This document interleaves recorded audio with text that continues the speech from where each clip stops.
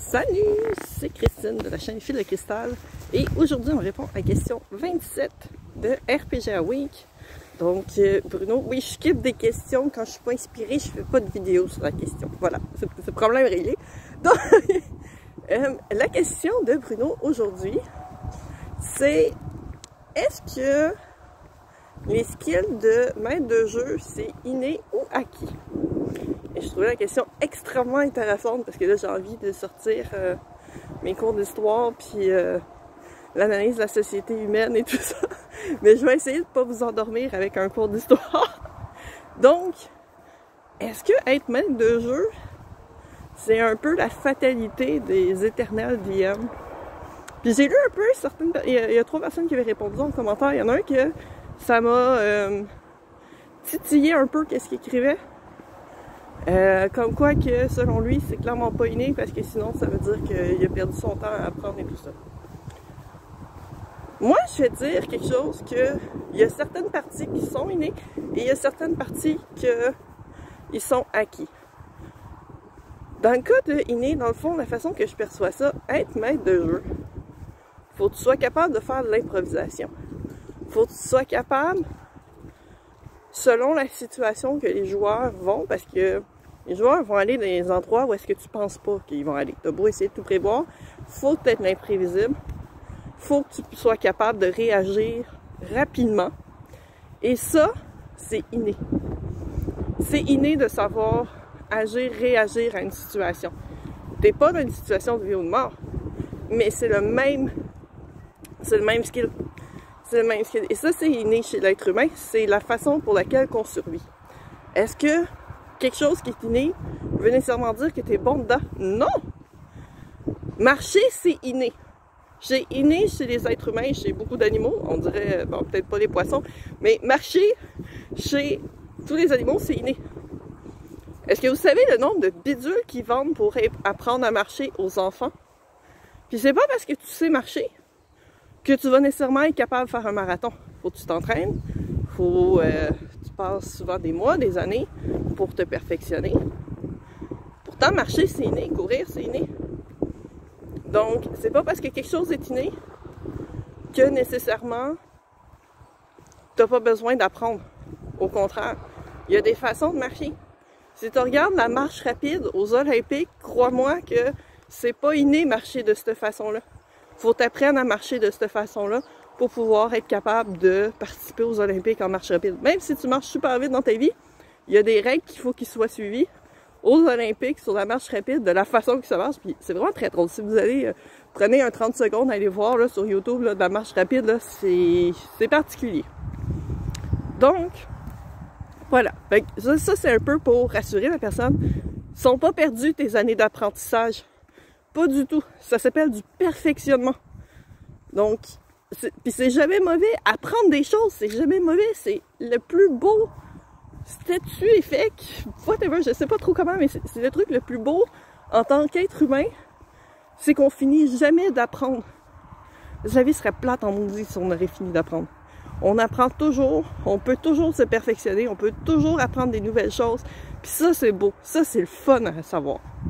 Donc, c'est pas parce que tu as quelque chose d'inné que nécessairement c'est fini, puis que tu es bon.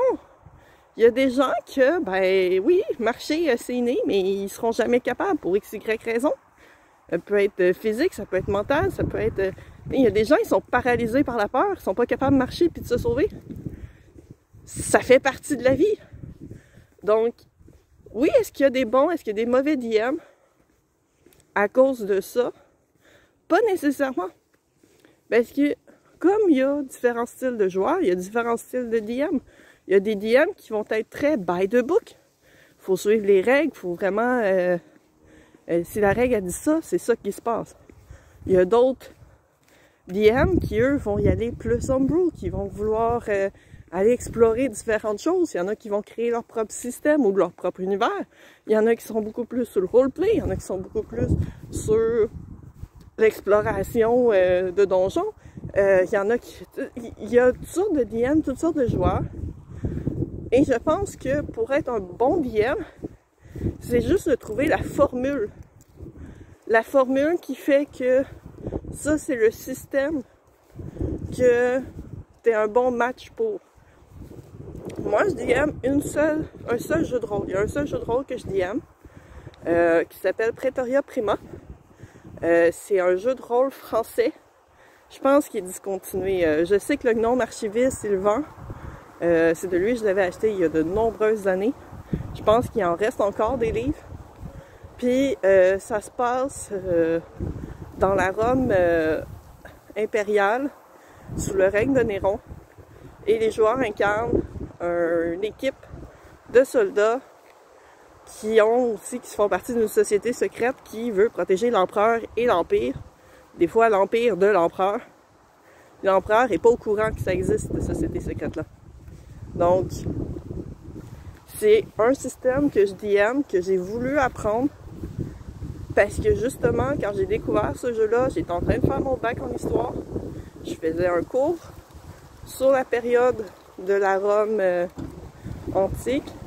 Et j'ai même fait un travail sur la mère d'Agrippine, la mère de Néron. Et qui connaît beaucoup cette période-là historique. C'est un peu mon petit dadas, mais je me verrais pas DMer du Donjons et Dragons. Je me verrais pas DMer Tales from the Loop. Pourquoi? Parce que c'est pas un univers que... Autant c'est des univers que j'adore, c'est pas des univers que je maîtrise au niveau de l'histoire. Puis ça, pour moi, ça me gosse. Fait que je serais pas capable de réagir. Je suis pas quelqu'un qui est excellente en improvisation. Je suis capable de réagir dans certaines situations, mais pas assez. Autant comme joueuse que comme DM. Fait que ce système-là de Praetoria Prima, ben, c'est un bon match pour moi. Je pense que je suis pas pire comme DM. Ceux qui m'ont déjà eu comme DM peuvent écrire en commentaire. Mais c'est ça, je serai pas capable de DMer d'autres genres de systèmes parce que pour moi, c'est pas le niveau que je cherche comme DM. Ça veut pas dire que je serais nécessairement mauvaise, mais j'ai pas le sentiment que c'est le bon match pour moi. Puis, au même titre que le système et le DM doivent être un bon match, les joueurs doivent aussi être un bon match avec le DM. Faut que tout le monde ensemble ait la même idée de c'est quoi le jeu qu'ils veulent faire. Parce que s'il y a des joueurs que... Il y en a un que lui veut aller très sneaky puis backstabber les autres joueurs, qu'il y a un autre joueur, lui, il veut juste faire du roleplay. Il y a un autre joueur, lui, c'est by the book. Puis DM qui essaie de gérer tout ça, puis que lui, il veut juste faire la petite histoire qu'il a prévue, puis que tout le monde ait du fun, mais que finalement, personne n'a de fun. Ça va donner l'impression que ben, il n'y a pas les skills pour être DM, puis qu'il n'est pas un bon DM, puis c'est pas nécessairement vrai. Je pense pas qu'il y a nécessairement de mauvais DM. Je pense qu'il y a des mauvais matchs qui peuvent exister par contre. Puis c'est pas une mauvaise chose en soi. Ça se peut que ça te rende triste, que tu veuilles DMer un système, puis que ben, tu y arrives pas parce que tu trouves pas les joueurs qui seraient le bon match pour ça. Puis c'est drôle parce que ça me fait un peu penser à François Letard de JDR des 30 qui parlait justement des parties de Star Trek où est-ce qu'il a essayé plusieurs fois puis qu'il y a des joueurs que sitôt qu'il y avait un phaser puis il y a l'option de tuer dessus, fait que je vais tuer dessus, puis c'est pas ça l'univers de Star Trek. Je pense pas que François soit un mauvais DM de Star Trek, mais je pense qu'il n'y a pas eu des bons matchs de joueurs pour ce type de partie-là. Ça prend un type de joueur particulier pour ça. Donc c'est vraiment, des fois c'est ça, c'est t'as les skills, mais les skills tout seuls, ils servent à rien. Il y a plein de connaissances que j'ai appris avec mes cours en histoire. Vraiment, je peux vous en parler je peux vous partir sur l'histoire des kilts non-stop pendant à peu près 1 heure de temps. Vous allez trouver ça intéressant. Mais ça me servira pas à rien si je suis pas dans un contexte où est-ce que ben, je veux faire découvrir ça, puis je veux en parler, puis tu sais, c'est des connaissances qui restent dans notre tête. Fait que, est-ce qu'il y a des acquis? Oui, il y a des choses que tu vas apprendre sur des façons de parler, sur des... la communication, c'est pas... Vouloir communiquer, c'est inné. Communiquer, c'est un acquis. C'est deux choses complètement différentes. Puis les Grecs et les Romains donnais des cours de comment communiquer. C'était hyper important. Savoir comment discourir, savoir comment convaincre les personnes, savoir comment parler. C'est quelque chose qui s'apprend. Qui n'est pas facile nécessairement. Puis souvent, je dirais, c'est peut-être un des acquis qui est négligé peut-être par certains DM. Parce que nécessairement, il n'arrive pas des fois, j'ai entendu des histoires de DM qui étaient frustrés parce que les joueurs,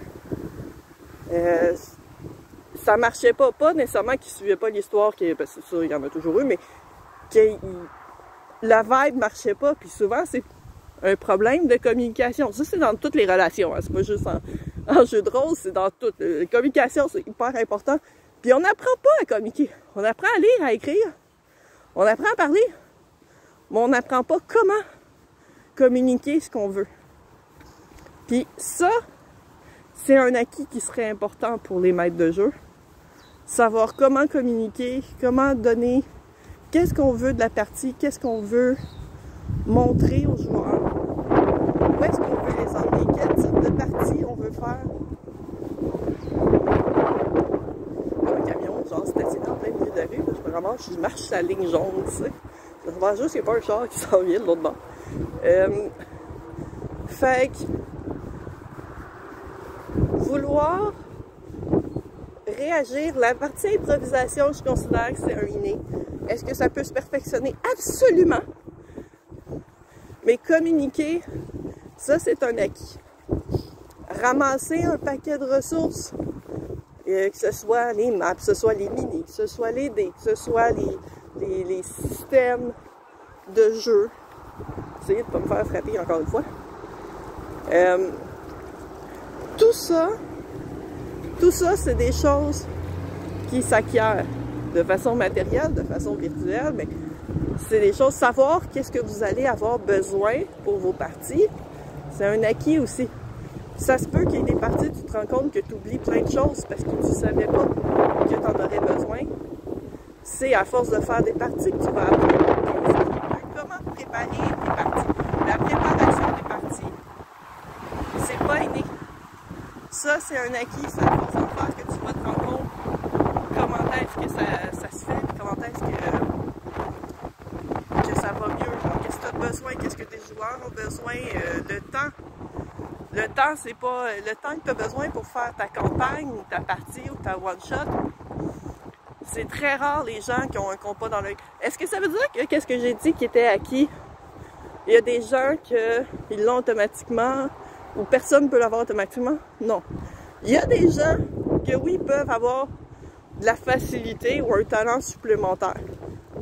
Mais ça ne veut pas dire que c'est nécessairement facile. Probablement que ça vient d'autres expériences avant ça. Donc c'est ça. C'était ma réponse pour... Je sais même pas si ça avait du sens tout ce que j'ai dit. Vous allez pouvoir me le dire en commentaire. Puis au pire, vous me poserez des questions s'il y avait des choses qui n'étaient pas claires. Parce que des fois, je me mets à fabuler et à parler de plein de choses. Fait que c'est ça. Voilà. C'était ma réponse pour la question 27 de RPG A Week. Salut! Prenez soin de vous.